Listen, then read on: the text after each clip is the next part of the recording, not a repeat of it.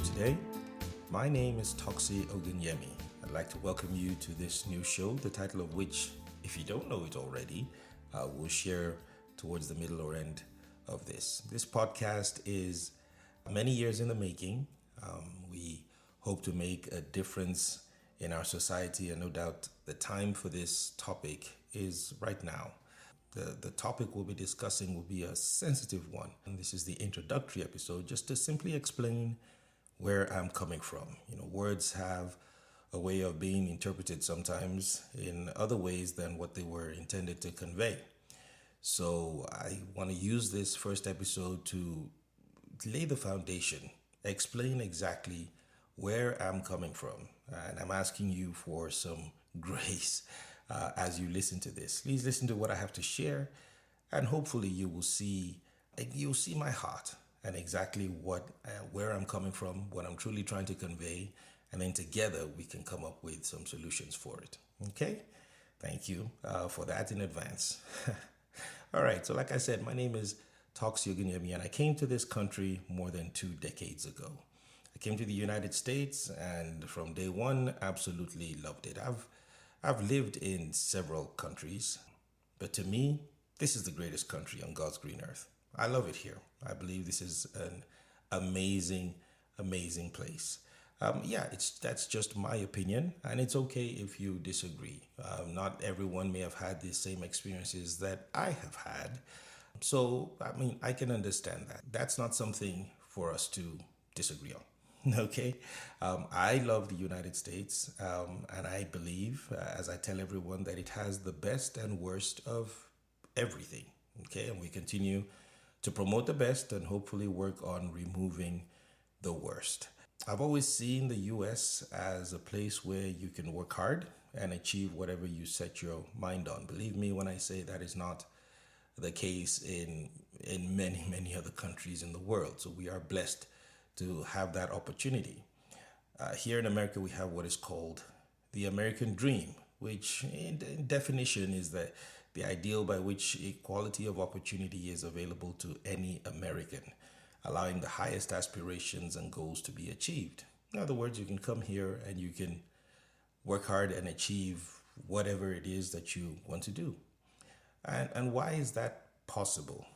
Well, because of the type of economy we live in. We live in a capitalistic society, a capitalistic economy. Simply defined, a capitalistic economy is one that is run by private enterprise, not by the government. It's run by private enterprise, by you and me, and the main feature is to make profit.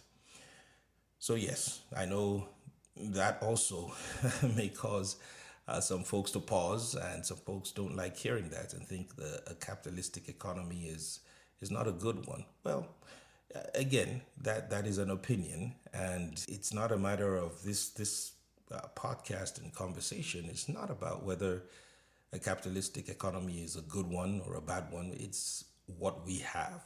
That's here, and of course, there are ways to make it better, but at the same time, it's what we have. So we have to make do with that at this point in time. But basically, capitalistic economy, one whose main feature is to make profit, it just means that commerce and industry and things like that are run by you and me, and there's an opportunity for you to get out there and make profit.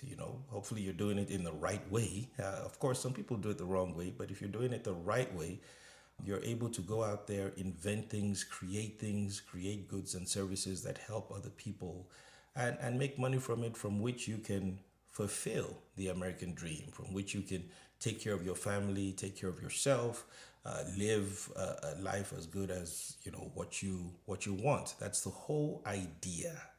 Okay, it doesn't necessarily happen that way, but that's the whole idea. So for a lot of people, yeah, this country has afforded them those opportunities. They've been able to take advantage of that, and they love it. But then, looking a little deeper, having lived here for quite a long time now, that American dream and that ability to take advantage of a capitalist economy has not I've noticed that that's not available to everyone. I mean, it is available, but that's it's the word is a lot of people aren't able or haven't been given the opportunity, or they've had things holding them back from taking advantage, of this. And while it's easy to point fingers, we have to look at some deep issues that we have in order to fix some of these things. We've had a lot of socioeconomic problems in our great country. And, there have also been some apparent disparities that prompted me to take a closer look into what's going on. And these disparities are more prevalent in some demographics than others. And so I looked into the demographics of our great country. I went to the government website. We just had a census done a year or two ago, and all the information on the census it's right there on the government website, census.gov. I'm going to be pulling some numbers from that website, and if you're interested, you can just go there. You'll find the same numbers that I'm quoting to you. They have lots of charts, lots of data samples, lots of publications on these topics, so you can take a look, for yourself. But the first thing I checked on was, okay, in this large country of ours, what is the main demographic breakdown? And on there it says, as of this last census that was completed 2022, the white population, white Caucasian population, is 61.6% of the country. Okay, the Asian population is about 6%. The Hispanic population is about 20.3%. And the black population is 12.4%. All right, so the African American population is 12.4%, and that did surprise me, I'll be honest, when I looked. For some reason, maybe it's because of the part of the country I live in, I actually thought we were a lot more. so so that was eye-opening in itself. But what was more interesting is the fact that the white population, like I said, makes up 61.6% of the total number. However, they control 80% of the wealth. Okay, so on average, they're quite wealthy. The black population, like I said, that controls 12.4%, that makes up 12.4% of the population, controls, depending on the websites that you look at, but control approximately 2 to 3% of the wealth. 12.4% of the population controlling 2 to 3% of the wealth. I mean, there are some websites that have it as low as 1.2% of the wealth. That is a startling number. I mean, that means if you put 100 people in a room and you have 100 apples, one for each of them, and you'd have the black population who make up 12.4%, that would get 2, maximum maybe 3 to share amongst themselves. That's just trying to break down the numbers to make it easier for some of us that aren't math geniuses. But if you think about that, even in that context, you can see we have a bit of a problem. What that means is that, the black population is kind of living in poverty. I mean, that percentage, the 2 to 3% of the wealth being controlled by African Americans, it includes very, very wealthy African Americans that we all know. I mean, it includes Oprah Winfrey. It includes Tyler Perry, Michael Jordan, Tiger Woods, Jay-Z, Beyonce, Rihanna, all our sports, all these sports stars that have made millions and are making millions and millions of dollars. LeBron James, the late Kobe Bryant, Shaquille O'Neal, So many millionaires and some billionaires involved in that number. But when you add that together, they they control just 2 to 3% of the wealth still. So what would happen if you took those people out of the equation? If you took them and their monies out of the equation, what's that real number for the rest of us? Now, almost nothing. That's a huge problem. And so you begin to understand why we have some of the socio-economic problems, in this country geared towards a particular demographic, the African American demographic, to be precise. If this is a capitalistic society that runs based on making money and things like that, and you have a demographic that apparently has no money, that's not a good thing. There is a report on the census.gov site. The report is titled Income in the United States 2021 by Jessica Samiga and Melissa Kolar. This was issued in September of 2022. And it lists the median household incomes by race. It has the Asian household, the median household income for the Asian household is 101,000. For Caucasian household is 78,000. For a Hispanic household is 58,000. And for a black household is 48,297. 48,297 for an entire household. You will agree with me that there's not that much you can do with $48,297 in a year if you have children that you want to send to school, to feed, have a house, be able to do things. 48,000 in today's numbers can't get you very much. In fact, the U.S. Department of Health and Human Services classifies a family of 6 as living in poverty if they don't make more than $40,000. So $40,000 for a family of 6.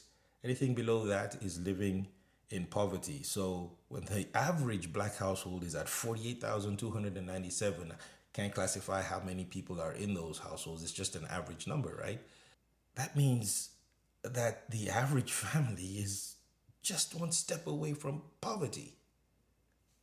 This is a crisis beyond measure. Bleeds into every aspect of our socio-economic lives.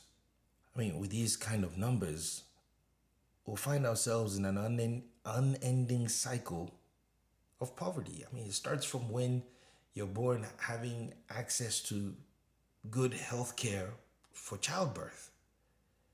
That's why mortality rates are high. I mean, I know that there are people in those industries working towards other solutions and ways to fix it. But to be honest, I mean, if there's so much poverty, again, these are average numbers. So you listening, you may not be encountering this, but trust me, we are part of the number. So there's a huge percentage of people that are, even if we aren't. And it affects us all. But it starts with hospital care. If you don't have any money, the reports are showing that you're not going to get as much, care as you would otherwise because you don't have any money. Going for your regular checkups, if that costs you money and stuff like that, people in poverty, that's why we don't go. It's not because you don't want to go. It's because you have limited means, limited resources that you have to spread across a vast majority of things. And you try to push back the ones that you think you can push back. And unfortunately, health comes into that. So right from the moment that that people are born, sometimes they're already struggling. Goes on from that into what are the experiences you're able to achieve as a child, when your parents are working so hard, in order to make ends meet, working 2 to 3, jobs and things like that. You don't get the same experiences that others get the extracurricular activities, the travels, the visits, the different things that you can do in your youth. What about the schools that we go to? In areas where there's poverty, the schools, you know, yes, potentially the school systems divide all the school funds equally amongst all the schools. However, parents subsidize a lot of these schools. So if you are in an affluent area, there are programs that the government may not be funding that the parents come there and fund. Donations come in from everywhere, right? And when you are in a, in an area that the demographic is highly poor, they don't fund those things. So right from school, you're already experiencing a disparity between the children that go to schools in one area compared to schools in another area. And that's why states, governments have tried to come up with different ways to have children from one area go to school in different areas and things like that. It's tough. I mean, we're talking about millions and millions of kids and schools and people and parents and all that kind of stuff. But when you start from that level, in school, the problems just begin to grow from there. In the poor schools, a report I was reading said that, there's little expectation from the children that attend those schools. They're not even pushed as hard as in the schools in the affluent areas because they don't expect much from them. The counselors don't expect much from these kids. Don't push them. Don't expect them to be able to attain their greatest potential. So you come out of school and you are kind of at a disadvantage already. Poor family quality time. If your parents are working long hours, like we said, you have poor financial options to launch a business, poor options in going to the correct schools in terms of higher education. That the government did try to correct at one time with affirmative action, but just a few days ago, affirmative action was, struck down. Poor legal representation when you have to deal with the legal system because there's no money, finances, resources to get the best. The list goes on and on and on. Yeah, I'm sorry, but I do have a few more numbers there that are painful to hear, but we need to hear them so that we can fix this problem. So the same census.gov site has the median value of assets for households by type. And these are the assets that a household owns, your net worth. And so the white net worth for the white family is $250,400. The net worth of a average Asian family is $312,800. The net worth of a Hispanic family is $48,720. And for the black family, it's $24,520. The Hispanic one's pretty bad too, but my focus is on the African American one, which is a disaster. Now, those same numbers, the net worth, excluding equity in your own home. So these numbers now, so the previous numbers that I just shared included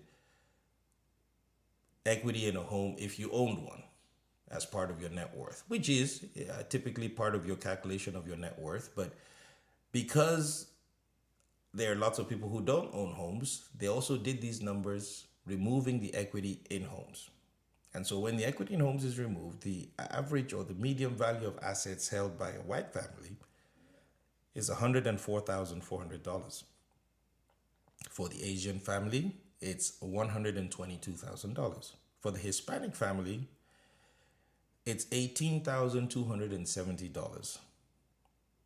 And the average net worth for a black family that doesn't without the equity of a home is $8,320. All that is on the census.gov site. You can check that out for yourself. So you will agree with me that we have a problem. I have a confession to make. When I originally came here, I saw this as a land of opportunity. and I saw what was available for all of us, as I felt or as I thought at the time. And for anyone who complained about the system or not being able to do something or had a mindset that wasn't geared towards achieving all they could achieve, I I didn't understand it. And I wondered why anyone would live here and complain about the system or about being held back or about not being able to get or achieve anything, because to me everything was out there and it is out there. But one has to take into consideration history and where we're coming from, because over the last 100 to 150 years the black demographic has indeed been held back by poverty. Right from the time that slavery ended, the people weren't given any money when they were set free. Not anything of consequence, anyway. And the wealth gap has been in existence since that time.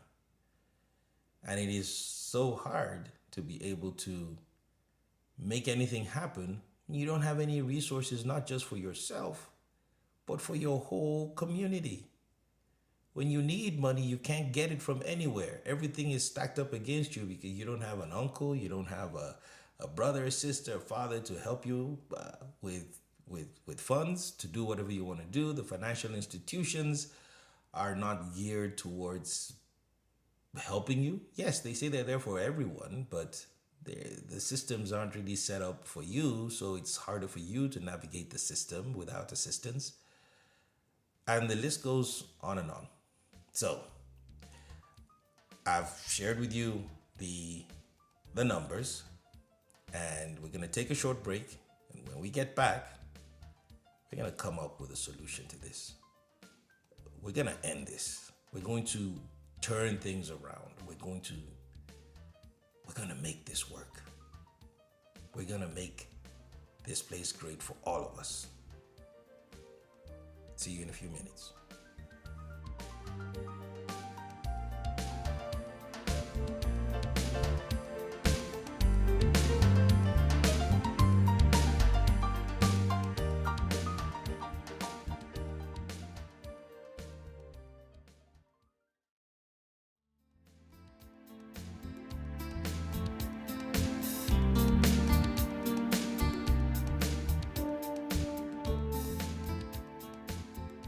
Welcome back. So we've talked about the problem that we face as a demographic living in poverty. We've gone through the numbers, which hopefully some of you have gone to check for yourselves to see exactly what I've been talking about since from the beginning of this podcast. But now we want to get to the good side and what the solution, I believe, is to the problem. Well, it's not the only solution, but it is a big part. We have so many people that are working in different industries and spheres to make things better, and I applaud all these people. And those works do need to continue, but we need to give them a helping hand. And my solution is also a challenge. Yes, it is a challenge, and my challenge is for every African American or black household to become a millionaire household. Yes, that is to have a net worth of $1 million or more. In other words, we need to become the millionaire race. And yes, it's going to be a race to attaining $1 million for each and every household. Everything will change as we move towards and finally achieve this challenge. Because with wealthier households, I mean, all the things that we talked about, when with wealthier families are better positioned to have access to capital, to start a business, to finance expensive medical procedures if necessary, to live in better areas. They have lower health hazards because you can take care of your health better. You can exert political influence through campaign financing. You can have better counseling for the legal system. You can withstand financial hardship when things happen. You can send your children to elite schools and have them come out without heavy student loan debt burdens. I mean, most importantly, in this capitalistic society in which we live, our voices will matter. So, this challenge is something that we absolutely must attain.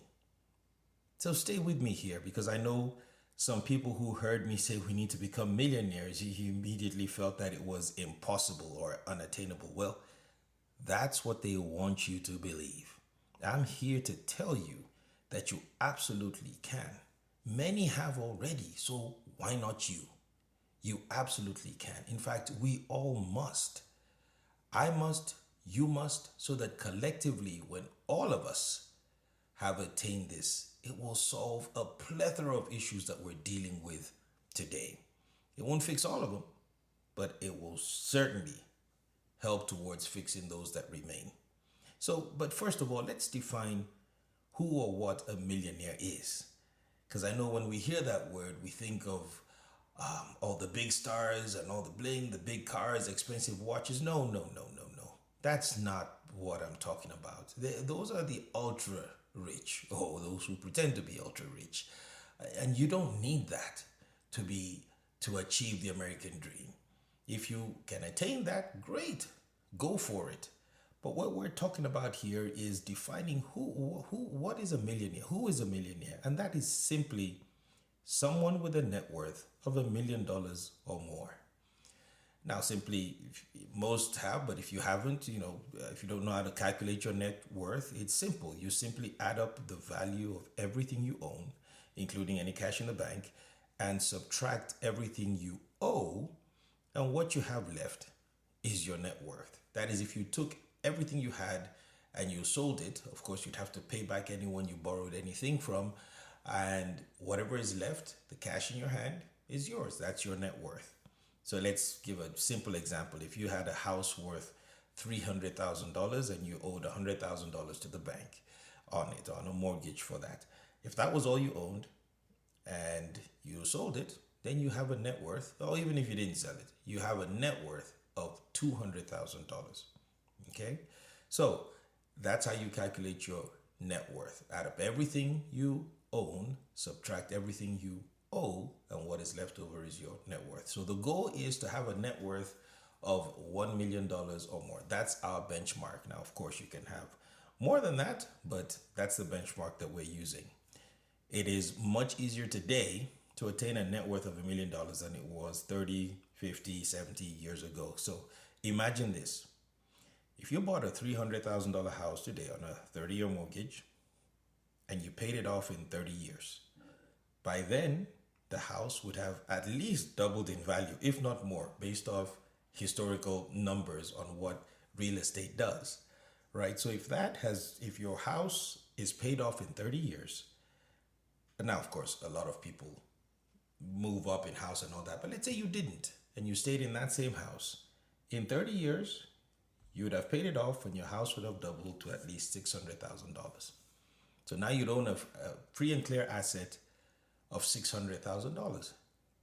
If simultaneously, at the same time, you also invested $200 a month for 30 years in retirement accounts, mutual funds, all of the financial securities that are available to us at the average rate of 10%, which again is the historical average rate of return of the stock market, you would have $450,000. Yes, because of compounding interest. That $200 a month that you're investing over 30 years will grow to $450,000. That's just 30 years. If we start talking 40 years, those numbers would blow you away. We'll talk about that in other episodes, but I'm just using the 30-year number right now. That would be $450,000. Add those two numbers together and you have over $1 million. You'll be worth over time. This is just over 30 years, right? You'll have a net worth of at least $1 million. That's just using two of the multiple vehicles used by the rich to attain wealth in this country. And it is available to you as well. Now, you have a net worth of that, probably more, because of other things that you could be doing. But even if that was all you had, and when you eventually pass on, you're able to leave those assets to your children, who, by the way, would have been hopefully learning from you through the process and have attained some wealth of their own. But now they have the additional wealth you leave to them. And you can see how your family line attains and retains wealth through your generations. There are approximately 19 million African American households in the country today. And of this number, it is reported that approximately 350,000 of them have net worths of 1 million or more.